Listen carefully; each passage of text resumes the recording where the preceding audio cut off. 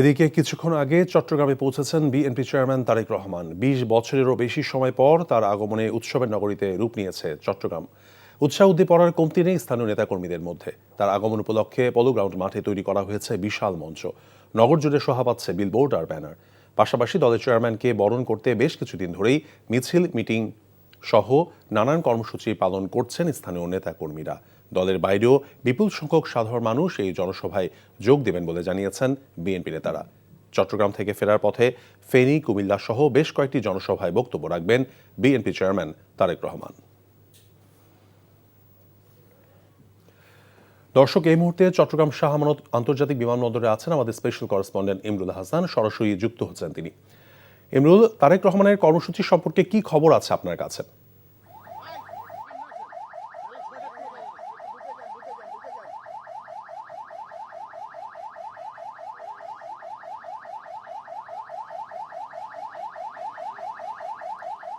তৌফিক, কিছুক্ষণ আগেই বিএনপির চেয়ারম্যান তারেক রহমান চট্টগ্রামে এসে পৌঁছেছেন। দেখতে পাচ্ছেন যে আমার পিছনে উনি যে লাল গাড়িতে করে এই নির্বাচনী প্রচারণা শুরু করেছেন সিলেট থেকে, সেই গাড়িটিতে করে উনি এই হযরত শাহ আমানত বিমানবন্দর কম্পাউন্ড ত্যাগ করছেন। এখান থেকে উনি সরাসরি চলে যাবেন হোটেল রেডিসন ব্লুতে। উনি সেখানে আজকে রাত্রি যাপন করবেন তিনি।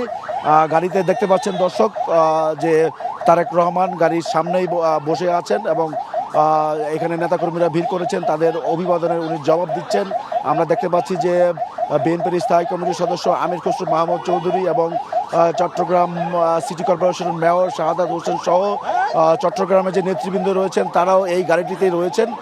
বিএনপির চেয়ারম্যান তারেক রহমান যে গাড়িটি করে উনি এই বিমানবন্দর থেকে তার হোটেলের দিকে যাচ্ছেন। তো যে বিষয়টি জানতে চেয়েছেন যে আজকে কোনো কর্মসূচি আছে কি না, আজকে আসলে নির্ধারিত কোনো কর্মসূচি নেই।